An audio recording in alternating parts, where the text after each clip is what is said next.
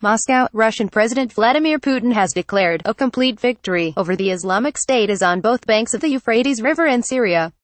He announced Dec. 6 that the military operation in the area is now finished, and focus will switch to a political process in Syria that will eventually involve presidential and parliamentary elections, Putin added. His announcement, as well as his bid for a fourth term as president, were sidelined in the media by U.S. President Donald Trump's controversial same-day statement recognizing Jerusalem as the capital city of Israel. Yet there's no shortage of stories describing the multiple challenges Moscow now faces in Syria, from setting up the Syrian National Dialogue Congress, which is supposed to be held this month, and handling Syrian President Bashar al-Assad, to ensuring an Iran-free post-war Syria or granting broader autonomy to the Kurds. Some observers are concerned Russia might further hijack Syria's settlement process. Others, including Russia itself, argue that Moscow's role will gradually diminish now that other parties with a lot more at stake, Turkey and Iran in particular, will be coming to the forefront. Ironically, those aren't necessarily mutually exclusive scenarios. Even though Russia's current role in the process is still controversial, it's objectively necessary. Iran, Turkey, Saudi Arabia, Qatar or the United States, each due to their own reasons and motives, simply cannot do what Russia is doing, coming up with different ideas to move the political process forward, and working with all sorts of local and regional players opposed to one another. Some are forced to work with Moscow, not having other viable alternatives. Others genuinely see Russia as their go-to representative. Whether accurately or erroneously, they believe Russia can deliver whatever they're asking for. Even though Russia's current role in the process is still controversial, it's objectively necessary. Moscow is partly to blame for setting the bar high for their perceptions. In recent years, Putin has convinced much of the world of Russia's omnipotence in Syria and across the Middle East, elbowing his way to lead the process. Many in the region now have a rather inaccurate view of Russia's situation in Syria. One of these perception traps is the belief that Moscow is in control of the Assad government. In the absence of other leverage over Assad, Western and regional governments continue to appeal to Russia to work its influence, which it has been doing with random successes. The truth is, 2 years into Russia's direct involvement in the Syria conflict, it's still impossible to assess to what degree Assad is under Moscow's control.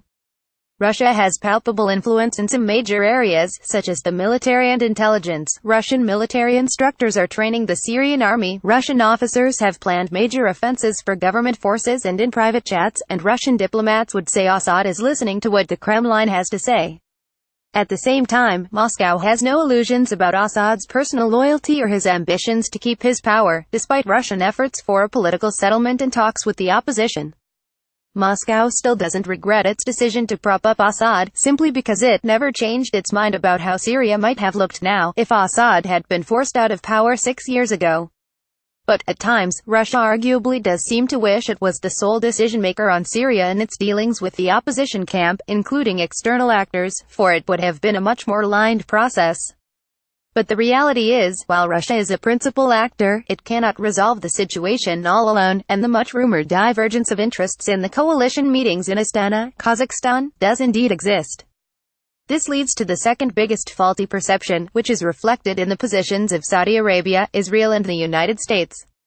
They keep pushing Moscow to convince Tehran to abandon its goal of ensuring a stronghold for itself in Syria. The presumption that Russia has major influence over Iran probably stems from three things: the alliance the two have forged over the course of the war, their growing cooperation on important economic, infrastructural and regional issues, and their seemingly shared opposition to the United States. Russia and Iran are strategic singles in the international and regional arenas, and each ultimately has a strong sense of self. But they share an affinity for the way things are shaping up in the Mideast, and they intend to have each other as partners rather than adversaries. There's not as much space between those two poles as some might think, however, and there's a delicate balance that could be upset easily with a careless move by either party. Neither side wants to find out what the result of such a move might look like. That's why Russia's not willing to put pressure on Iran to leave Syria. In the meantime, Russia and Iran are approaching one another on other sensitive matters, in Syria and elsewhere, with each party learning and making important choices for itself through the lens of its own interests. Moscow is very likely aware of Iran's activities that Tehran's opponents deem subversive and toxic. But as long as these activities don't target Russian interests, Moscow doesn't see a need to react harshly. For example, Moscow no doubt is mulling Iran's desire for a Shiite corridor stretching from Iran through Iraq and Syria all the way to Lebanon. Israel and Saudi Arabia see the idea as dangerous. But before reacting, Moscow will deconstruct this concept to distinguish Iran's interests and determine its potential effects on Russia. Does Iran need a physical land corridor? If so, would that pose a threat to Russian military forces or its control over economic assets it has acquired in Syria? Perhaps Iran is only seeking a virtual corridor, where its goal is political influence, in which case Moscow will also examine the idea with respect to its own opportunities, Iran's grip on political forces across the region and what appears to be the construction of a military facility in Syria, a site Israel recently targeted, suggests Iran seeks both a physical and political corridor. Russia must determine what level of Iranian presence on the ground is acceptable. But even before that, Moscow needs a clear vision of what it wants for itself in Syria, what kind of presence it needs and how many commitments it's willing to make. Until Moscow has clear answers to these questions, it will continue to compartmentalize the issues and its relationships with regional players. But then, getting too close with Iran could also jeopardize the relationship's balance. When the United States or Israel has a beef with Tehran, they assume Russia will jump to Iran's side. Yet Russia wants to avoid complicating its relations with the United States and Israel over Iran. This highlights what is possibly the biggest problem of the Russian-Iranian partnership: lack of trust.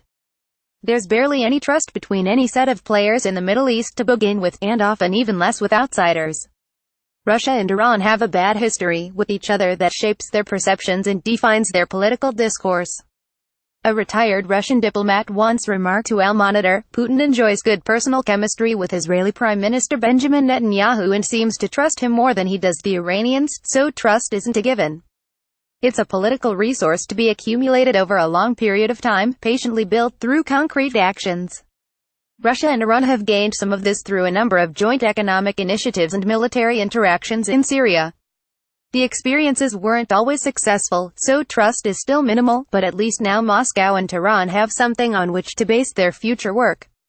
They will try to maintain their balance, swaying on certain issues that won't necessarily favor the other party. But the expectations of what Moscow can and cannot do regarding Iran should also be kept balanced.